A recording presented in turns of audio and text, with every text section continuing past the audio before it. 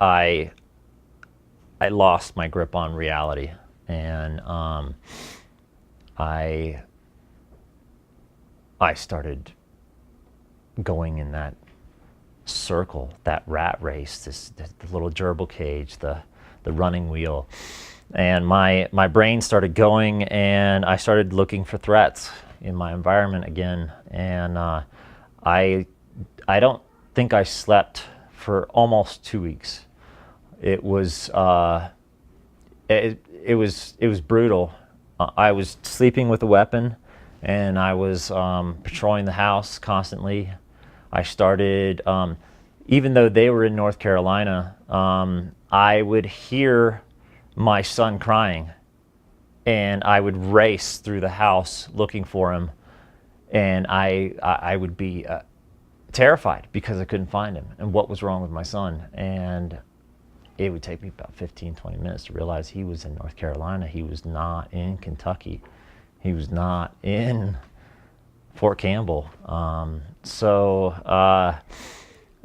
was having some issues, obviously, and then I started seeing, shapes move outside the windows, and that was the Taliban for me.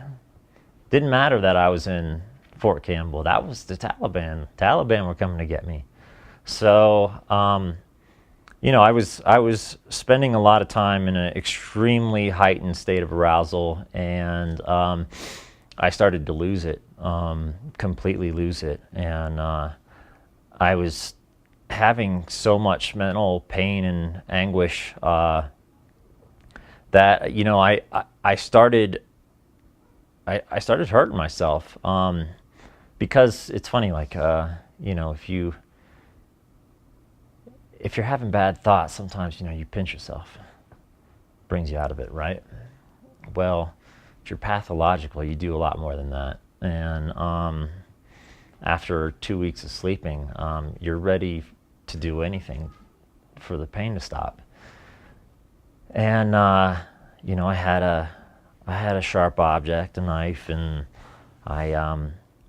I started to hurt myself.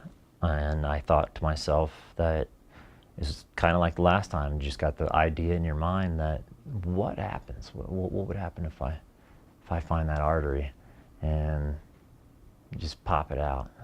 I'd just fade away, and it'd be okay. They'd be better off. I'd be better off. We'd all be better off.